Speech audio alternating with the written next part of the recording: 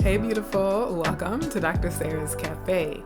This is your weekly refill where we take our time to savor the flavor of the week, which is a unique specialty blend of astrology, tarot, oracle, some poetry, creativity, and lots of intuition. This week our flavor is partly inspired by the poetry of Stevie Wonder. The one and only Stevie Wonder. A bit of trivia about Stevie Wonder is that he wrote the song Happy Birthday to Ya, the Happy Birthday to Ya, that one that we all love. He wrote it in celebration of Martin Luther King Jr.'s birthday, becoming a national holiday. So Martin Luther King Jr.'s birthday, the famous civil rights leader, is on January 15th, and the national holiday is always the Monday after his birthday, which means his holiday is coming up this week. Yes, this week we have MLK Day on Monday, January 20th, 2025. To anyone who's celebrating the holiday of this very important historical icon in American and world history, sending you much love for that day. So while that might be one of Stevie Wonder's most popular or famous songs, the one that inspired today's flavor, or this week's flavor, is You Will Know. You will know. So the flavor of the week is You Will Know. And since I'm starting off with Stevie Wonder already, I think we're going to go right into our pastry and poetry, switching it up a little bit this week, starting off with the sweet treats of pastry and poetry. And this week the treat is moon pies. Why did I pick moon pies for the flavor You Will Know?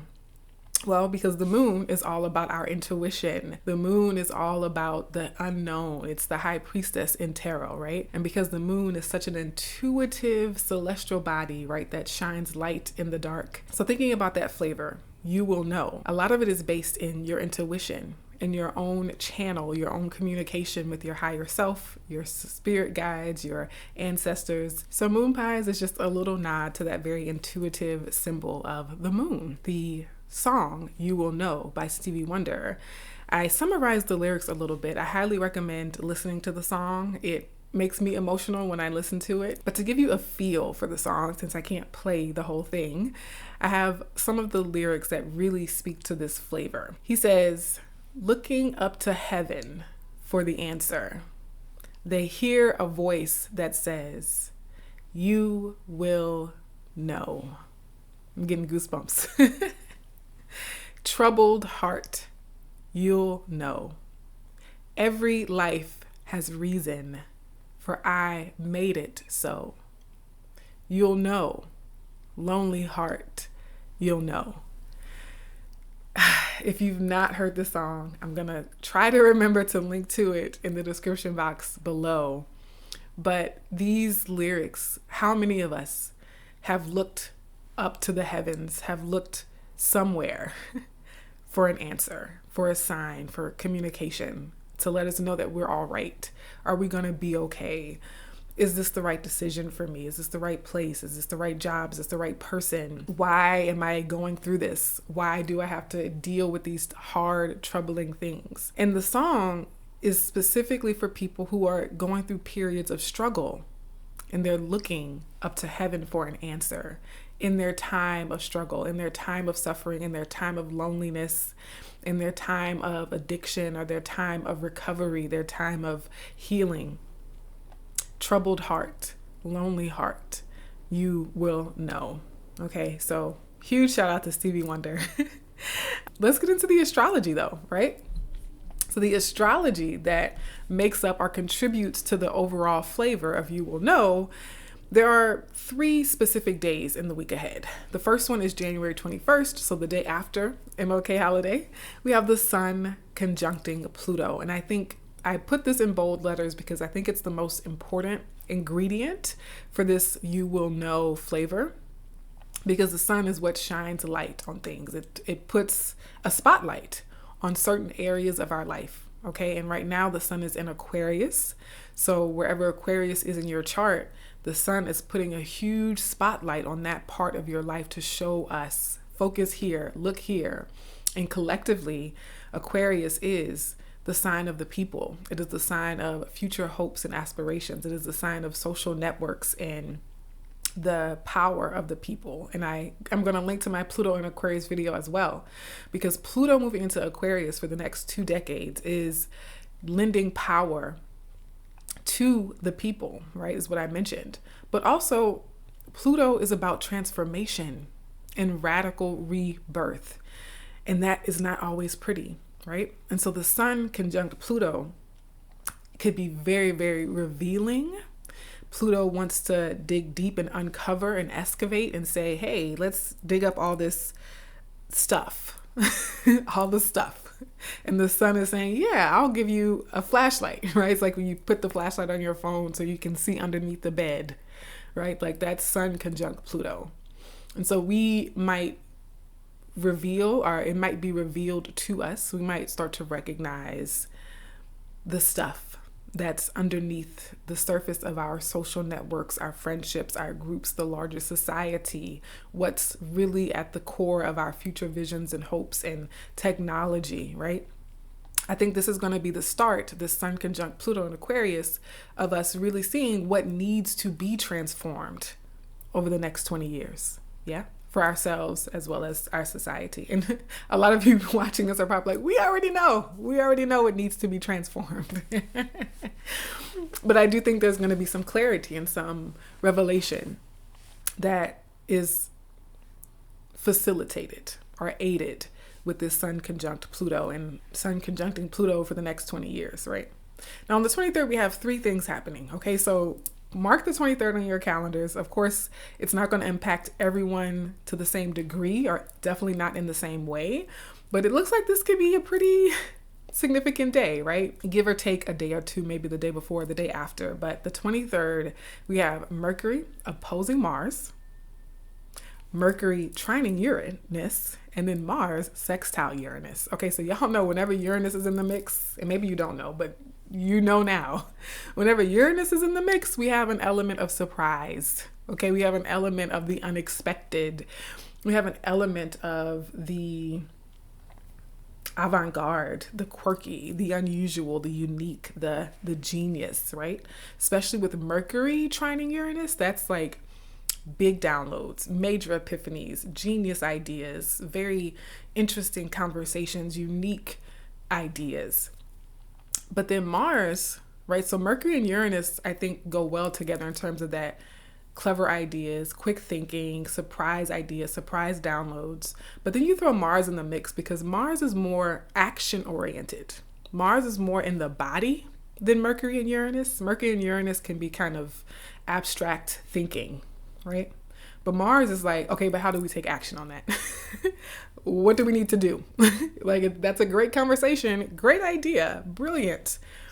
So now what's the plan? Like, what are the tasks? What's our execution style going to be? And the opposition to Mars and Mercury, there could be some conflict or internal struggle or maybe external tension around the idea and the execution of the idea. The communication and how we act, right? Do you walk the talk or do you just talk and not back it up with action, right? And so we might feel compelled to not just have the conversation, not just say the things, but to show and prove, right? That like, I'm not just talking about it, I'm going to be about it. I would also say too, though, like, of course, with this kind of energy, because it is surprising, shocking, it could be kind of aggressive, you can be thrown a lot of curveballs, is to be in flow. Be in flow, trust your gut, right? The flavor, again, you will know. Trust your gut. In speaking and acting, your intuition. Don't second guess your intuition, especially on the 23rd, because it's like you might have to make a split decision. You might have to act really quickly. You might have to think on your feet. You might have to respond in the moment in unsuspected or surprising ways. And so you really, really, really want to be in tune with your gut, your intuition. You want to spend some time meditating this week so that you have easy, quick access to your intuition, so you can train your conscious mind to know, like, okay, this is fear, this is my instincts, this is my intuition, this is my gut reaction, this is a psychic download. Really start to cultivate a practice this week, because in moments like this, when you don't have time to look at the spreadsheet, when you don't have time to think it over, and you just have to make those quick, unsuspecting decisions, you're going to want to have a really good relationship with your intuition. Okay. Now, the end of the week, January 25th, we have a lovely trine between Venus and Mars, the yin and the yang of astrology. Okay, we love Venus and Mars getting along. That's like the masculine and the feminine finally being in harmony.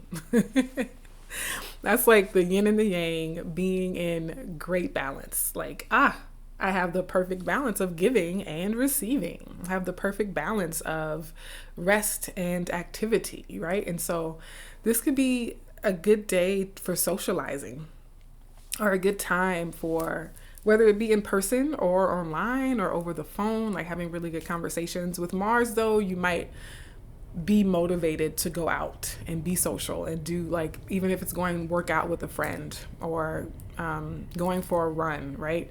Because that Mars active energy, are dancing, right? Or just dancing in your home, but like feeling good. Yeah. So whether you're social with it, or whether you're just alone dancing in your kitchen, me,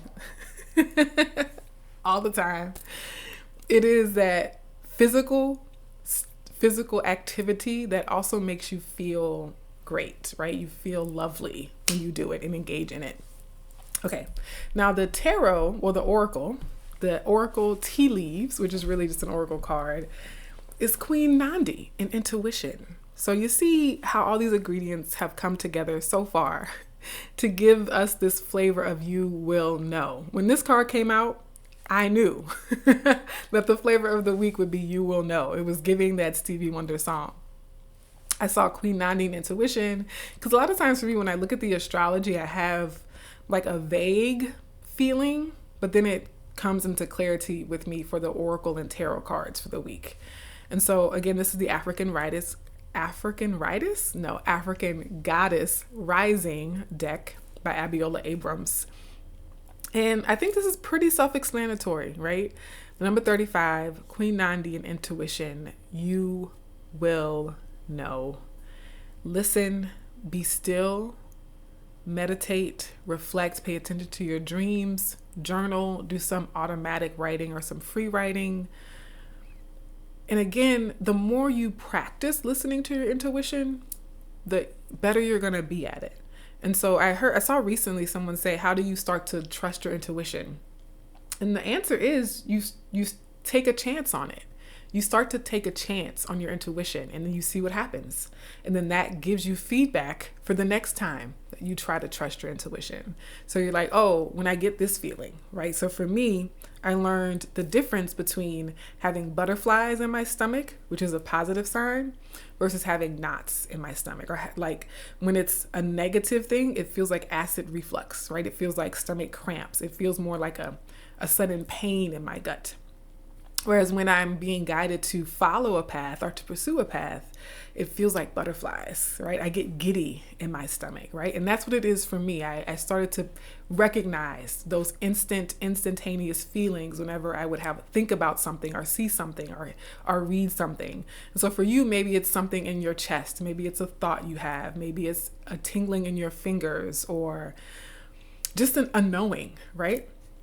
And so just be present. Be present through these moments and decisions, and just start to document internally. Like, oh, every time I'm excited about something and it works out, these are the sensations and the visuals that come to me. And every time there's a danger or there's a threat, these have been some of the things I've felt in my body and some of the things that I've felt in my spirit. Another great Threads post. I'll try to, as I'm editing, remember all the things I need to put in the description box. I don't know if I'll be able to find the thread because there are hundreds of thousands of threads out there. But one of the favorite ones that I've seen recently was a woman who said, my body is my original divination tool. And that is the truth. Our bodies are our original divination tools. If you don't ever use tarot, oracle, astrology, you will know simply by listening to your body, simply by paying attention to your body's instinct to run, your body's instinct to lean forward, your body's instinct to lean back, your body's instinct to, if someone approaches you and your immediate instinct is to kind of pull back, your body's divination, so many things. I could do a whole separate video on that. Let me know in the comments if you want to talk more, have more discussions about all the ways that our bodies are natural divination tools. There are so many videos I want to make for this channel. And so I am manifesting more time in my day-to-day life. Okay. Finishing up this book is going to free up a lot of energy. So I'm excited about, making progress on this manuscript, but the weekly refills are non-negotiable. And so even though this one is coming out a little bit later today, because I'm filming it on Sunday, I don't remember the last time I filmed a video the same day that I released it. Okay. It's been a long time, but I kind of wanted to be in the energy of the week, right? I wanted to record and speak to you in this particular moment, because this is a big moment. We all know that there's an elephant in the nation that I have not talked about yet and that I don't really intend to talk explicitly about. It's important to just continue showing up every Sunday, staying true to my mission to bring hope, inspiration, and healing to as many people as possible. Now let me stop being so sentimental and get on with the tarot card, which is the Seven of Cups. The Seven of Cups, this is the Onyx Tarot. The Seven of Cups is about choices, and it's about illusions and fantasies. So let's start with the first theme of choices. You will know. It just all aligns.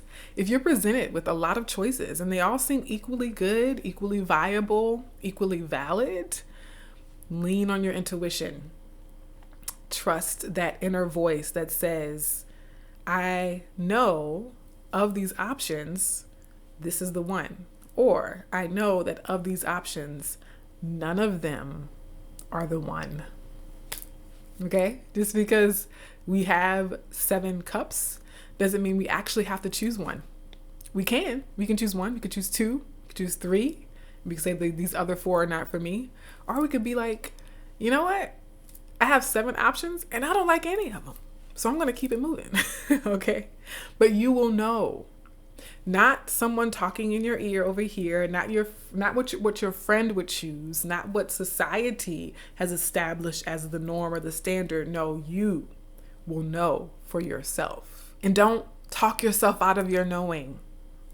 One of my biggest regrets in life, if you can learn from me, and maybe you've had some yourself, is and then you rationalize yourself out of knowing.